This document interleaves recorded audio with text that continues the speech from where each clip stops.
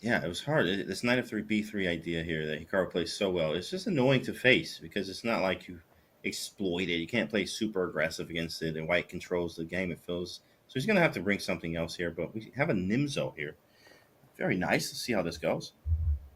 Hmm. NIMZO-INDIAN, is that an opening in your repertoire, James?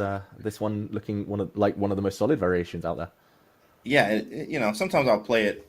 Obviously, I love the aggressive chess, the Kings Indians, and sometimes some Grunfelds, depending on the variation here. I know you love a good Grunfeld yourself, so Hmm. sometimes a Grunfeld, but definitely a King's Indian type of player. I have played some Nimzos, OTB, and it's just like draws, and like it's hard to get the aggressive chess out of me in those lines. Yeah, and maybe that's why Wesley's going for this. Hard to get the aggressive play for Hikaru. We saw Hikaru win with a sparkling attack. This line, I've always been a bit skeptical with the white pawn blocking in the white dark squared bishop. Normally you want to bring your bishop out kind of outside the pawn chain before blocking it in, but this is very trendy stuff. They've realized that that doesn't really achieve much, so this bishop will probably just be passive for a while until things open later. We'll see a bishop exchange, and yeah, Wesley doesn't look too excited on the camera, but he's definitely in his prep. At least he's played Uh, quickly the first 10 moves here. yeah, he just seems out of it. Like Wesley with the head shake in both games so far. I mean, okay, we are playing Hikaru, but at the same time, it's like, Wesley just seems out of it for the first two games here. Just head shakes, and there's nothing even going on yet. So hopefully he's able to get his head in the game or whatever he needs to do here to just try to play some better chess. Obviously, easier said than done here, but he's not happy with something. He's definitely not happy. Yeah, and maybe that's been the one thing, the one question mark for Wesley, as Hikaru makes a small mistake there, according to the eval bar. But yeah, for Wesley, he's so good against kind of the masses, against the average 2,700 players, very efficient, rarely loses. But maybe the likes of Magnus Hikaru, he has struggled to kind of get their number over the years, struggled to take them down on a regular basis. So big questions here. If he can win this match, he'll feel it's a bit of a highlight for him. But James, to trade or not to trade? Queen's offer on, as Oh, Wesley that's says. that's No. that's an automatic. If queen trade, you might as well offer the draw immediately. Queen trade, offer draw. No, of course you play on 100 moves from there, but yeah, queen d1 absolutely didn't even think twice about it. I would have played that so fast. C5 on the board here, and yeah, we just got to finish development. If I'm white here, maybe bishop d2, or yeah, b4 is a little bit too much. No need to sacrifice. Just develop my pieces, and he did it anyway. Okay, never mind. I was like, yeah, b4 seemed a little bit too much. Why am I sacrificing this pawn, David? I don't know, but Wesley said I'm gonna do it anyway. Wow, that's a cool move. Wesley doesn't sacrifice much, so he must have a reason behind it. There was a pin on the A file for those of you at home wondering why White didn't recapture, so he has to move his bishop instead. And Hikaru, look at that face. He's confused. I am too, actually. It's like I don't really need to sacrifice this pawn, bro. Like, I mean, Wesley just didn't care about nothing. That's usually Wesley we don't see like that. He usually doesn't take these type of risks. So yeah, I was surprised by that. I was definitely surprised by that move here. So b3, nice move, absolutely. As you're pointing out there, queen takes b3 will be queen takes e2. I guess Wesley was just looking for more out of this game. He's just like, I want to try something, which b4 did. Now the pawn on b3 is weak, so maybe we move our knight away, try to attack the pawn, bring a rook to the c5. Hmm. Knight somewhere and out the way, then he can win this b3 pawn. But ooh, the eval bar drops after his last move. Wesley might have left it a bit late. Now the black knight is coming. Only Yes, you move now, noticed knight to that. c1. C1 is a hard move. I mean, not for Wesley, but knight c1 is. I don't have anything else. Not really, because knight a5 is incoming, followed by even the knight c4 type ideas, where that could be annoying. Hmm. He needs to do it now, Wesley. He needs this black pawn off the board before it stays there forever. Last chance to get it. And he doesn't find it. Wesley, what's happening? Knight a5 is such an easy move for Hikaru now. He's just a clear pass pawn up. And Hikaru was like, wait, you didn't go? Are you keeping the pawn? Wait, it's inaccurate. It's an inaccuracy. So knight a5, defending the pawn is very likely. Bringing rooks to the c file, even doubling. Maybe putting a knight on e4 at some point, bringing it back to d6 to bully the c4 square. Very fun play, I think, here for Hikaru having that extra pawn.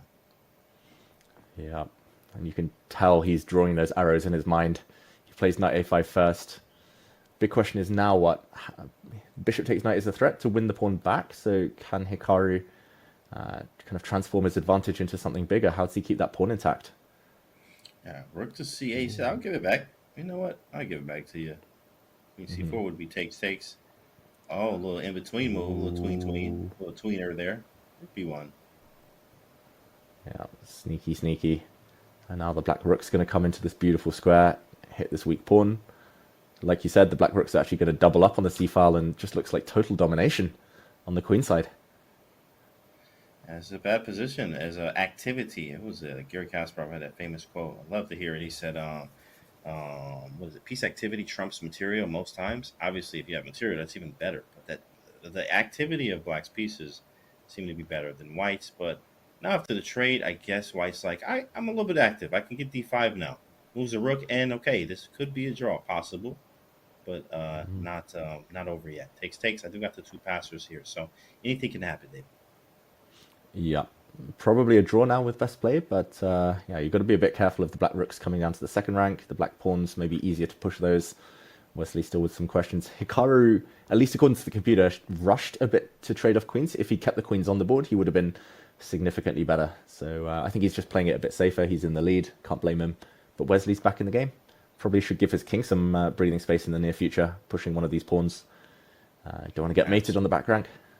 Right, yeah, we got to make some looks for the king here. Play g3, h3, something like that. Get the king up, and we do have a pass d pawn. So, but black having pass a and b's. Hikaru not liking his position too much here, maybe realizing he did probably trade a little bit too early. There's the h4 pawn. Now there's no back rank mates here, and Wesley can try to use his passed pawn in the center by pushing the e and d pawns. It is possible. Yeah, it's probably a 3-result endgame, I would say. Just probably they'll balance each other out. They'll find a way towards a draw. Both sides will push their passed pawns, but anything's still possible, as you say. Rook to e2 is a bit of a passive one from Wesley, though.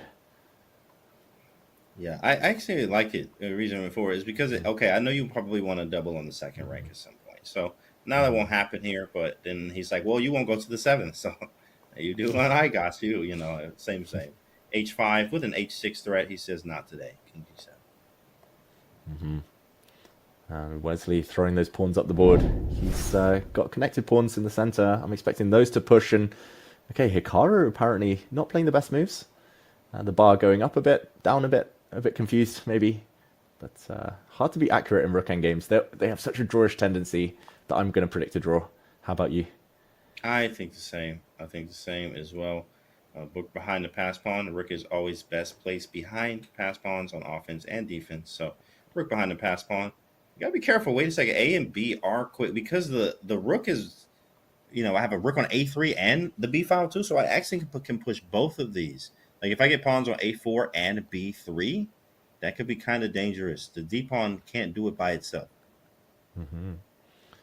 That's a very good point. Like the e pawn isn't a pass pawn. White only has one passer. Black has two. So it's a bit of a race now. Eval Bar suddenly saying black is the one who's better. Maybe it's just time to push. Just go for it. And push and push and push. He goes behind the pass pawn though. So now, okay, wait, maybe. Okay, A5 is not playable yet. Yeah, probably at some point white just puts the rook on that square, blocks black, slows him down. Maybe the white king will come at some point. We see a trade of pawns. Yeah, Wesley, at least he's got into this game a bit more. At least he's playing it out. And a draw, probably just nice to get on the scoreboard. Yeah, of course. It's a stop the bleeding type of thing. This is a second game, right? You don't really want, especially if they're able to run off a few games in a row. That really hurts. And it's tough for the psychology there. But at the same time, hey, it might be a draw. Yeah, Hikaru with the head shake. Wesley maybe feeling confident here. He looks a little bit better than he did before. He's mad at himself. We don't know why. What's shaking his head? Yeah, Hikaru and Wesley both shaking their heads. This is a real kind of shake off here. I think for Hikaru, it's because he played rook to d3 and then he went back to a3. So he basically lost two tempi. He knew he should have been pushing his pawns instead. That was more important. Hikaru knows it's going to be a draw. Wesley, I don't know. Maybe it's the relief, the head shake. It's hard to tell with Wesley. And now we'll see lots of trades and probably equality, although black's rook is going behind. Or not. Draw here? Draw? Now, of course, Hikaru again try to play on, obviously, to milk the clock, which is always a strategy when you're up, is to just play on anyway until you get repetition or et cetera. And there it is, the draw. The draw, agreed.